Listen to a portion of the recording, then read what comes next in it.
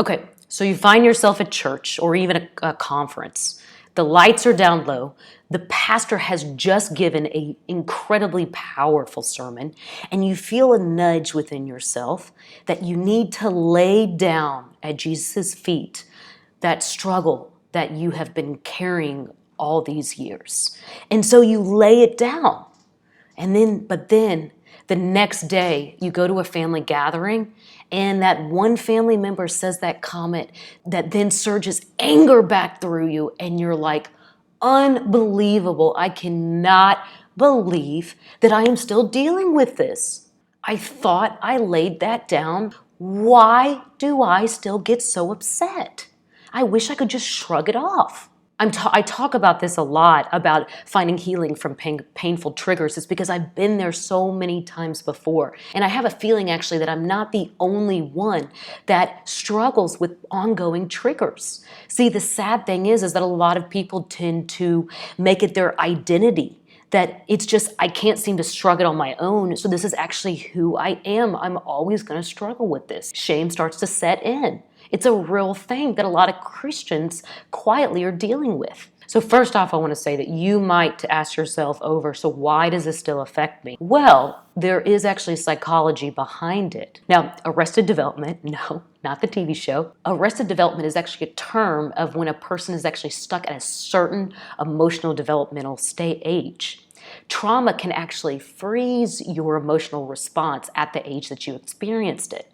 So there's actually psychology behind it. So what about on a spiritual level? How do we keep the right focus?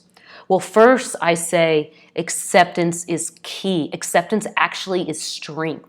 Accepting that this is tough, that this is hard, and that it is still painful at times. Self-compassion is key. I used to think that finding lasting healing was actually to fight it on my own and to not accept it. Little did I know that that was really hurting me and prolonging my healing. See, acceptance also means that you need something greater than yourself to help you get out of this cycle to find freedom. Surrender the need to fix yourself. Surrender the need to pick yourself apart.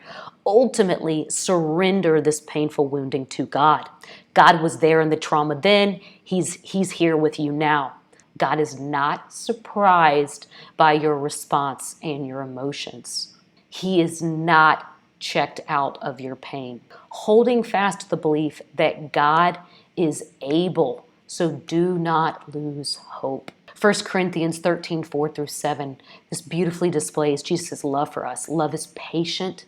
Love is kind. He is so patient with you in this process. Having awareness around this is really important. That it is human nature, unfortunately, that when you get triggered, to lash out at God, to get angry at God, to turn against God, to shoot walls up quickly because you think you have to protect yourself from God. I want to say, resist this at all costs. This is lies from the enemy. The enemy is trying to use your triggers and your wounding to make negative assumptions, beliefs, and judgments about the character of God.